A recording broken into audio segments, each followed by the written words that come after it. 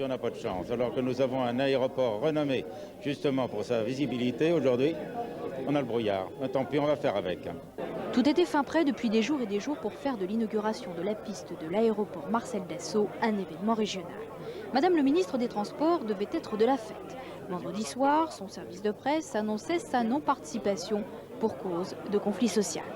Pas de ministre, tant pis, la manifestation devait avoir lieu.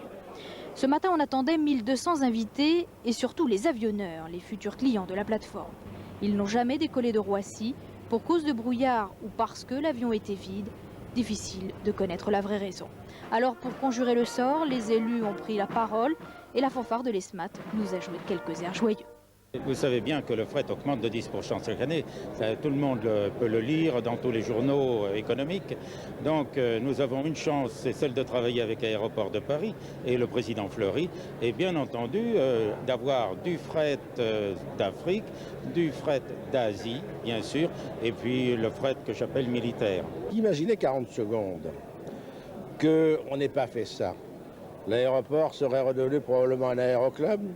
Il eût été comme une belle américaine, abandonné le long d'une route, on aurait enlevé les nickels, les roues et le volant, et on n'aurait plus rien eu après, parce que d'autres se seraient placés avant nous dans cette affaire. Nous sommes les premiers, nous sommes complémentaires, nous sommes présents à la réponse du présent. C'est pour ça que c'était très important. Une piste sans avion, pas tout à fait. Pour le gâteau, ils avaient tout prévu. Une piste de 3500 mètres permet donc d'accueillir les plus gros porteurs. L'objectif est de faire de l'aéroport Marcel Dassault la plateforme de fret du grand bassin parisien. Une option que n'aurait sans doute pas retenu Jean-Yves Gatteau, le maire PS de Châteauroux, comme ses collègues socialistes du département ou du conseil régional. Il a choisi de ne pas participer à l'inauguration de ce 11 décembre 1995. C'est que nous avons toujours dit que ce projet d'allongement de la piste de l'aéroport de Châteauroux-d'Éole n'était pas le bon projet de développement pour l'Indre. Manifestement, il n'y a aucun espoir de voir se développer à court terme le trafic sur l'aéroport, le trafic de fret notamment. Et même si ce trafic se développait, on sait qu'il ne créerait pas d'emplois ou très peu. Nous sommes partisans de développer sur l'aéroport de Châteauroux des industries aéronautiques et en particulier la maintenance aéronautique, c'est-à-dire tout ce qui concerne l'entretien, la réparation des avions, les essais en vol, toutes choses qui ont fait la grandeur de Châteauroux au plan aéronautique dans le passé.